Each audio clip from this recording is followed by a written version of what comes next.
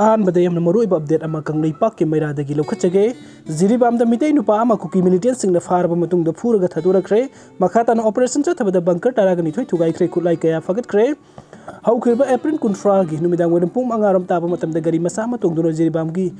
बेखरादा सतपदा मोइबुंग मनाकी चा बागान मेदा camouflage dress set Kuki militant सिंगनबा मियोय तराग हुमदोइना फाजिलगा ममा मेमित खंगदना खुबाकना थादोना पूर्व मतुंग थादोरख्रे हाइरी कुकी मिलिटेंट सिंगनबा खुलाई पाइब सिंगना पूरगा थादोरक्लबा मियोय असिगी ममिंग जिरीबाम गी निंगथेम्पम बेकरा लमदाई कुनौदगी नुपी लौपन नारे सही कुनगतरो कोबा कवी हाइरी माकु कुकी मिलिटेंट सिंगनबा खुलाई पाइब सिंग अदुना फारब मतुंग UNLF La नत्रगना अरामबाइना हाइना हंगलबा मतुंगदा फाजिनदुना थमलबा मतुंगदा खुपाकना थादुना पूरगा नुमित अदुगी नुमिदांग Pung निपान Rome Taba मतमदा थादोरखिबनी हाइरी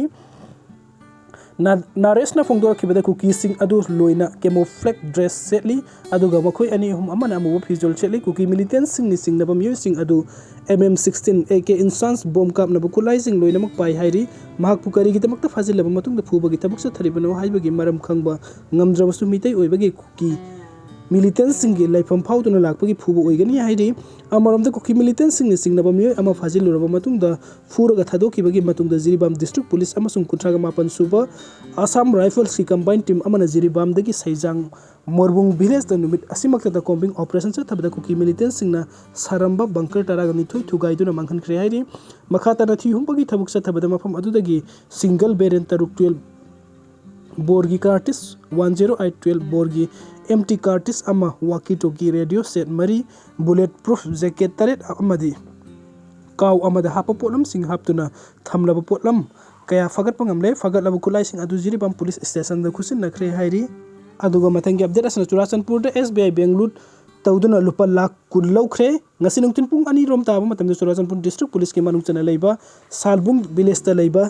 state Bank of India SBI branch सकंगदना बा मतिक सान खुलाई पाइबा मियोय खरना लूट तौख्रे हाइरी पाउसेसना फंग पाउगी मतुंग इनादे बैंक लूट तौबगी थबुक अदुदा खुलाई पाइबा सकंगदबा मियोय मरी न चतखिबनी मियोय सिंग अदुना बैंक लूट बैंक मनुंग संगलबा मतुंग द नोंगमई राउंड कया कापतुना बैंक की स्टाफ सिंग किहनबगी थबुक चतखि मसिगी मतुंग द बैंक अदुदा थंब लुप लाख कुन रोम नमतुना लौरबा मतुंग मफम अदु थदोक्तुना चुराचंदपुर की कंबाइरमदना थोक्तुना सेनखि हाइरी अदुगा मथंगी अपडेट असना कुकी मिलिटेंट सिंग सबुंगो कुनौ अमदि थांगनबा खुलसिंगदा नोंगमै कापसिनदुना लंदासिलख्रे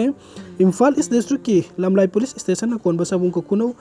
थमना पोकपी शांति कोंगपाल अमदि सिंगया गनकनबा खुलसिंग असिदा कुकी मिलिटेंट सिंग नंग हेक लेतना नोंगमै कापसिनदुना लंदापम ओइरिबा ngarang numidang पुंग 9:40 रोम तारकपा मतमदसु सबुंगो कुनौगी मनिंग थंगबदा लैबा मालहौबी लोक हाइना खंगनरिबा मफम अदुदगी कुकी मिलिटेंट सिंग नोंगमै राउंड तारा हेना कापसिलक्तुना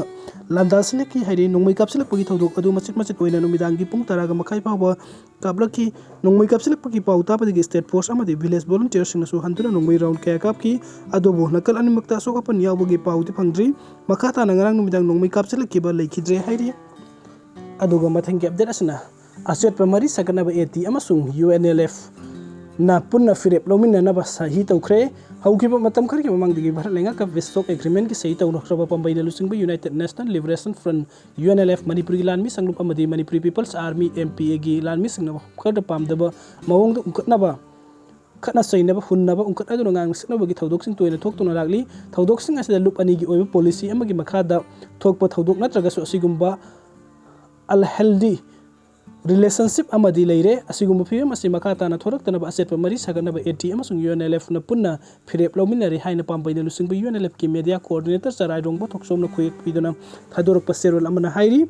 sterol sina makhatana asigumba thodoksing thoktana ba field da thabuk toribana kal ani gi thawmi singna su hona biu haina UNLF ki pambaina lusingba lup ki media coordinator gi thawpuri ba sarai rongba thoksom amadi Arambai Tengoldagi GSQ गी PRO गी थौपुरीबा robin मांगांग अनि सही तौनग्रबसु हाइरी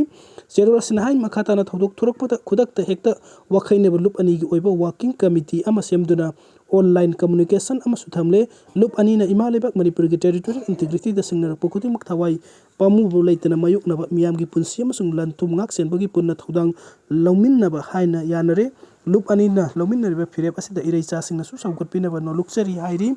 video Singh गिबगिदमक्ता mayam pumna anoba update kidamक्ता online manipur YouTube channel asibu nuksibituna subscribe to video. Thank you so much.